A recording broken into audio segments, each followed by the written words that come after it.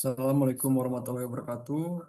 Kami dari Subkelompok 2 akan membuat video presentasi tentang analisis isu global dengan tema prioritas nasional ke-15, yaitu reformasi birokrasi.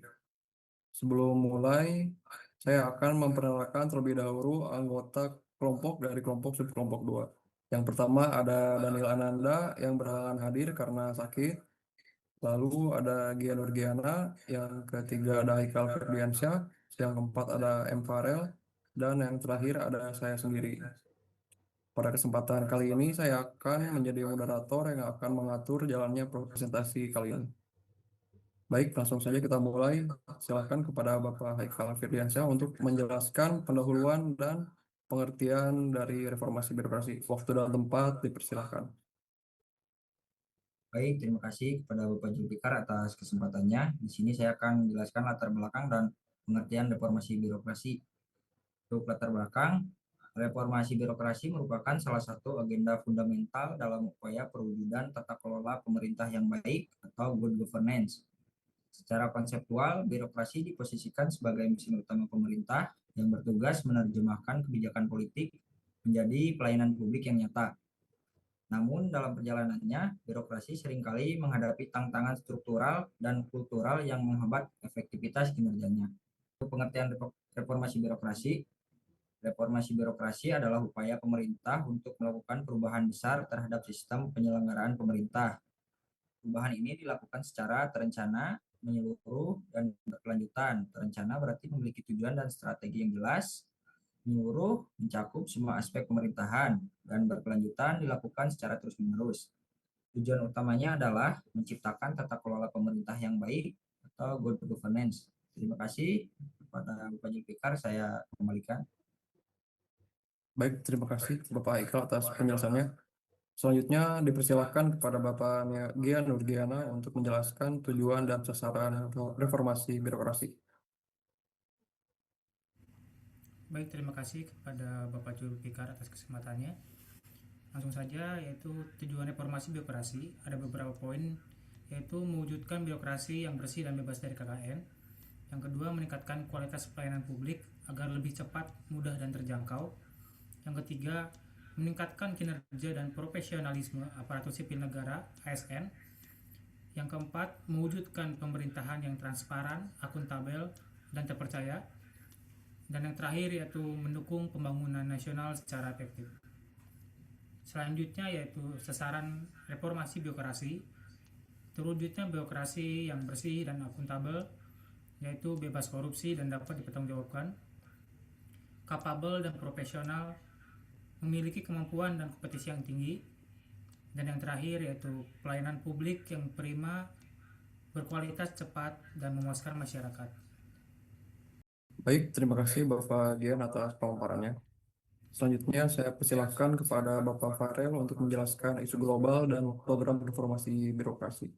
Untuk dan tempat dipersilakan. Ya, terima kasih Bapaknya. Izin menjelaskan isu global yang berkaitan. Beberapa isu global yang berkaitan dengan reformasi birokrasi ada 4, yaitu 1. Korupsi atau global issue governance. Yang kedua, digitalisasi pelayanan publik. Yang ketiga, transparansi dan keterbukaan informasi.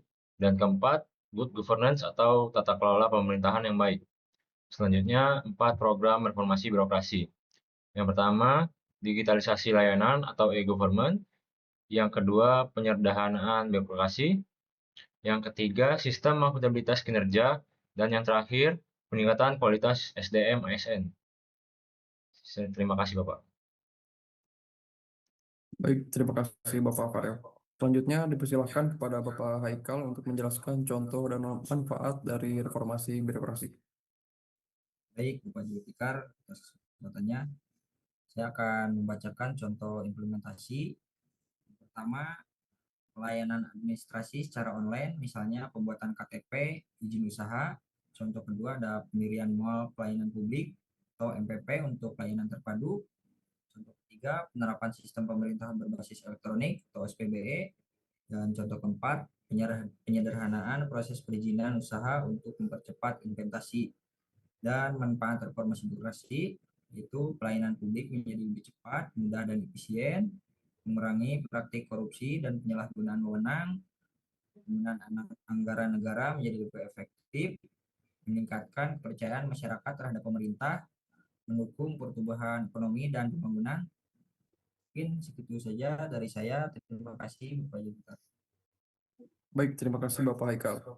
Selanjutnya silahkan kepada Bapak Gian Nurgana untuk memaparkan materinya. Baik, terima kasih kepada Bapak Julfikar. Saya akan melanjutkan presentasinya, yaitu tentang tantangan reformasi birokrasi. Masih adanya pola pikir atau mindset pegawai yang sulit berubah. Kedua, kualitas sumber daya manusia atau SDM yang sangat belum merata. Infrastruktur teknologi yang belum merata di seluruh daerah. Kurangnya koordinasi antar instansi pemerintahan. Dan yang terakhir yaitu resistensi terhadap perubahan dan dalam organisasi. Baik, sekian dari saya Bapak. Terima kasih. Baik, terima kasih Bapak Gian. Selanjutnya izinkan saya untuk menyimpulkan presentasi dari kami hari ini. Yang pertama, reformasi birokrasi merupakan langkah penting dalam meningkatkan kualitas pemerintahan. Yang kedua, bertujuan untuk menciptakan birokrasi yang bersih, profesional, dan melayani. Yang ketiga, memberikan dampak positif bagi masyarakat dan pembangunan nasional. Dan yang terakhir, harus dilakukan secara konsisten, berkelanjutan, dan didukung oleh semua pihak. Baik, sekian. Terima kasih. Ini merupakan sumber-sumber yang digunakan dalam presentasi hari ini. Terima kasih.